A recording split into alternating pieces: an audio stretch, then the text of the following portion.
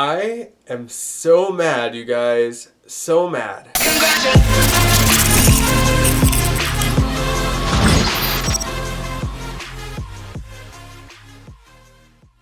Hey everyone, welcome to General Hospital Envy, my GH After show. Let me tell you why I am mad. So, Sean Butler has officially been let go from prison thanks to applied pressure from the press and from the governor and from the mayor. He's been let go. He got to celebrate with TJ and Molly and Jordan, and he got reamed out by Stella, who I guess has never gotten to confront him about how he killed her nephew.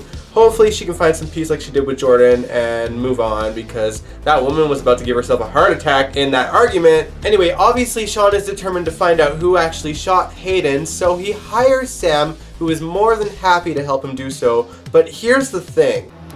Sam, what is wrong? What is wrong?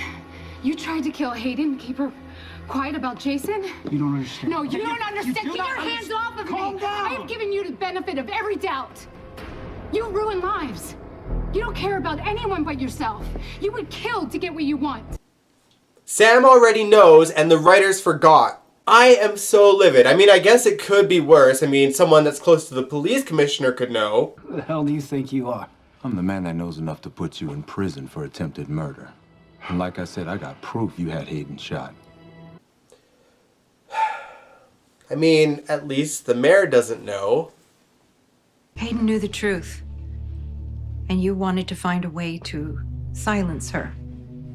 You know, Elizabeth laid it all out for me, and the more she explained it, the more plausible it all seemed. Nicholas, please just tell me, is this true? I can't even believe we're talking about this right now. Look, if you're not going to go to prison for this crime, then I can clear my conscience. And Jason can live the life that he was meant to live. No, you cannot do that. You can't.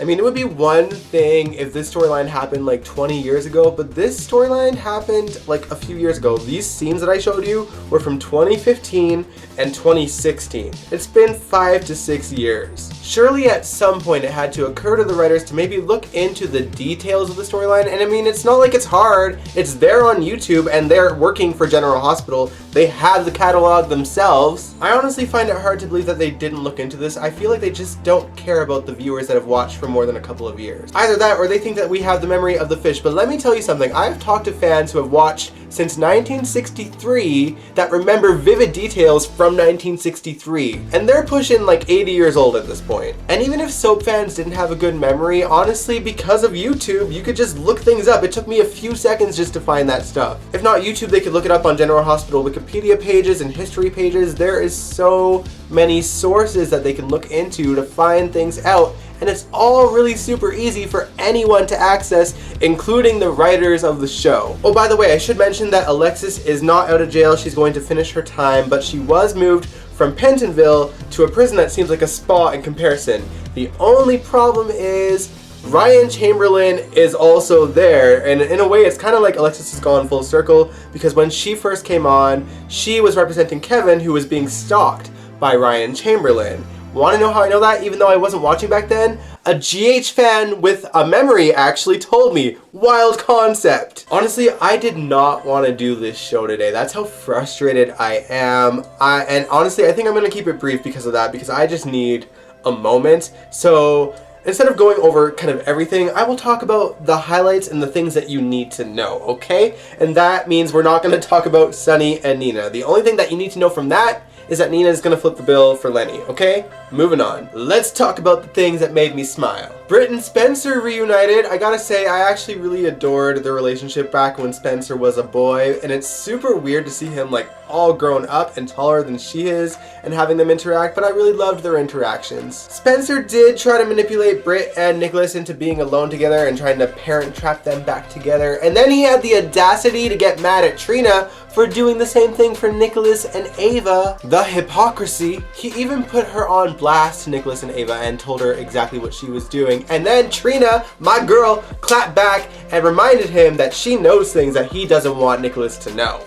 I kind of wish that Trina knew a little bit more, and I have a feeling that she will eventually, but I feel like if she tells Nicholas that he's been in town for longer than he's admitted, that Nicholas should hopefully anyway catch on that he might be the stalker. Frankly, I'm surprised that no one's figured it out so far. I mean, Spencer hates Ava and Nicholas being together, so who else would do it aside from Ryan Chamberlain, obviously, but it's clearly not him.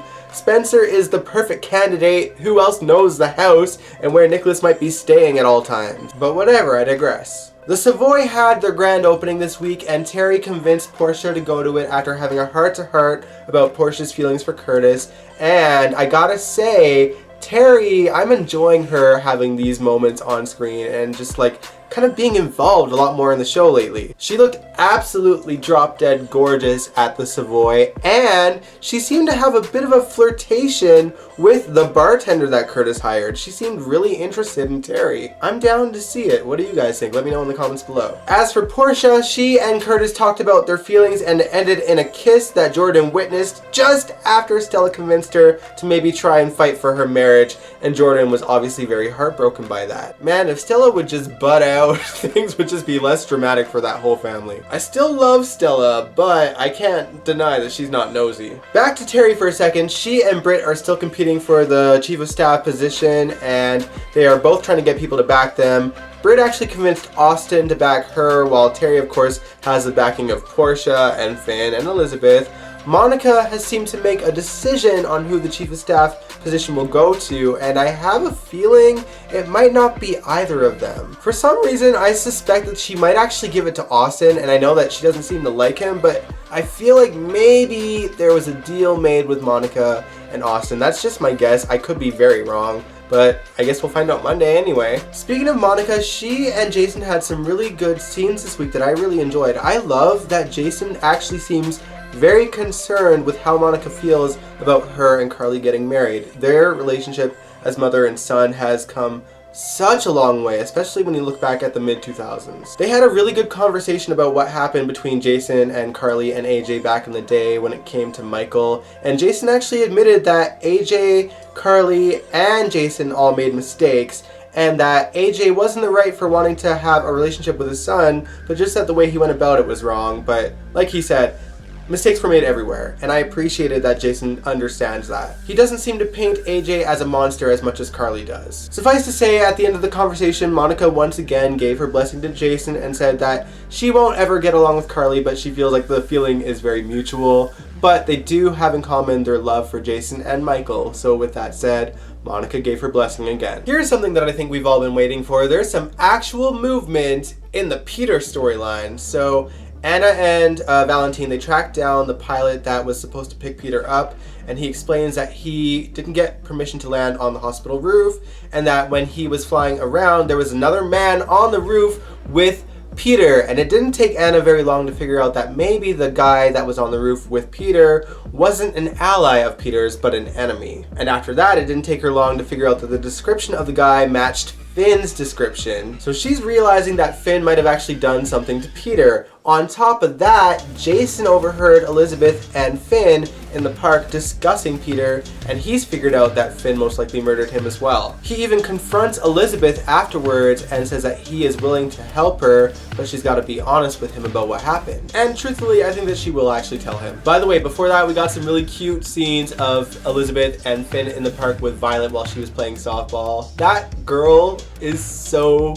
freaking precious, I can't. Other things to note this week is that Chase has been very frustrated with how slow his progress is being in physical therapy, and he took out some of that frustration on Willow, and I ain't even mad because that's really the least that she deserves at this point. But by the end of the week, he actually managed to stand during physical therapy, which means that sooner or later he'll be able to use his feet to finally walk out on Willow. You know, when he actually finds out the truth for himself, because Lord knows Willow and Michael ain't gonna tell him the truth. We also got some awkward scenes with Dante and Sam this week. Sam almost let it slip to Olivia that she and Dante kissed because there was a bit of miscommunication with something Olivia had said, but Dante came in for the save and it was just really awkward, and they were both horrible at covering it up, and then the two of them started to argue. I think Olivia's figured out that there's something going on between y'all. Not much gets past Olivia, even though she's not a psychic anymore. Brando and Sasha had some really great scenes this week. Brando actually had a heart-to-heart with Curtis, and he was convinced that he should choose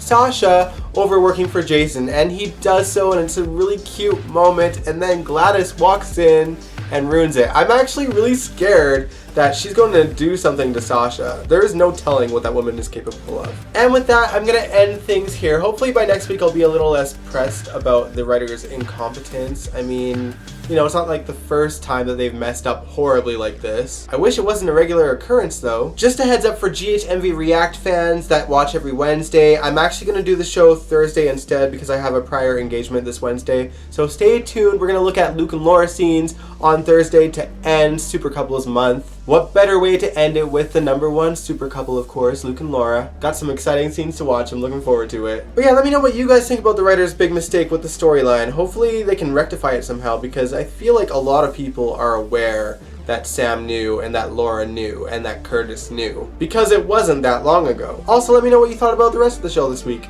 And if you liked this video, as short as it was, give it a big old thumbs up, subscribe if you want to, and I will catch you guys next time. Peace out.